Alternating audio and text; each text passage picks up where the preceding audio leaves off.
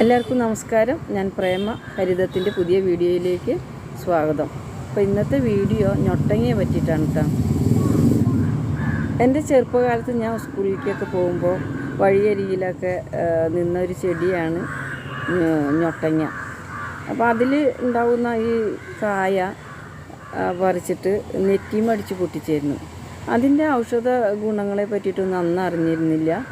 ഇപ്പം അടുത്താണ് ഇതിൻ്റെ ഔഷധ മൂല്യങ്ങളെ പറ്റിയിട്ട് കൂടുതൽ അറിയാൻ കഴിഞ്ഞത്. അപ്പോൾ ഞാനും 2 തൈയെ എൻ്റെ അടുക്കളത്തോട്ടത്തിൽ വെച്ച് പിടിപ്പിച്ചു. ഇതാണ് ഞൊട്ടാഞ്ഞൊടി എന്ന് പറയും, ഞൊട്ടങ്ങ എന്ന് പറയും, അങ്ങനെ പല പേരിലും അറിയപ്പെടുന്ന ഒരു ചെടി. ഇതിൻ്റെ കായാണിത്. ഇത് പഴുത്ത് കഴിഞ്ഞാൽ ഇതിൻ്റെ പഴത്തിന് മധുരവും പുളിയൊക്കെ ചേർന്നിട്ടുള്ള ഒരു ടേസ്റ്റാണ്. ഇതിൽ ധാരാളം മിനറൽസും ആൻറ്റി ഓക്സിഡൻറ്റും വിറ്റാമിൻ സിയും അടങ്ങിയിട്ടുണ്ട്. പ്രത്യേക പരിചരണമൊന്നും കൊടുക്കണ്ട. നമ്മൾ സാധാരണ ചെടികൾക്ക് കൊടുക്കുന്ന വളവും വെള്ളമൊക്കെ മതി. ഇതാണ് ഞൊട്ടങ്ങ.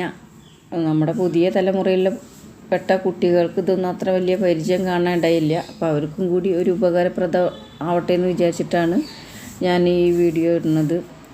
പിന്നെ ഇതാണ് അതിൻ്റെ കായ. പഴുത്തിട്ടില്ല കേട്ടോ. നന്നായി പഴുത്താൽ ഇതിന് ഒരു മഞ്ഞ കളർ വരും. നമ്മുടെ നാട്ടിലെ ഈ ചെടി 2 നിറങ്ങളിലാണ് കാണപ്പെടുന്നത്. ഒന്ന് പച്ച നിറത്തിലും മറ്റൊന്ന് വയലറ്റ് നിറത്തിലും. വിദേശ രാജ്യങ്ങളിലുള്ള പഴങ്ങൾ നമ്മുടെ നാട്ടിലെ പഴങ്ങളേക്കാൾ നല്ല വലിപ്പമുണ്ട്, പിന്നെ നല്ല മഞ്ഞ കളറുണ്ട്. ഇപ്പോൾ ഗോൾഡൻ ബെറിയോട് സാമ്യമുള്ള ഒരു ചെടിയാണ് ഇത്. നമ്മുടെ നാട്ടിലുള്ള ചെടിയാണിത്.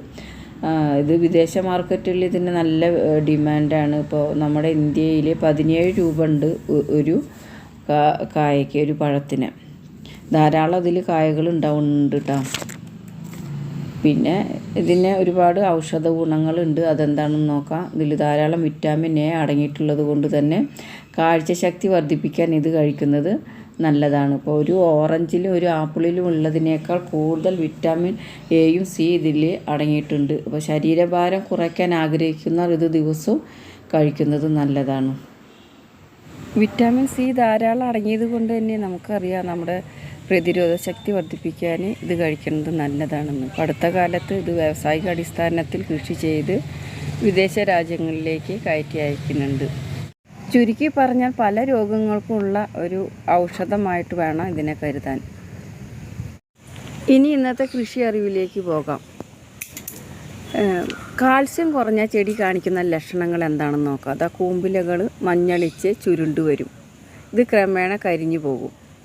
അപ്പോൾ കാൽസ്യം കുറവ് കണ്ടാൽ പച്ചക്കക്ക പൊടിച്ചോ അല്ലെങ്കിൽ കുമ്മായമോ മണ്ണിൽ ചേർത്ത് കൊടുക്കണം.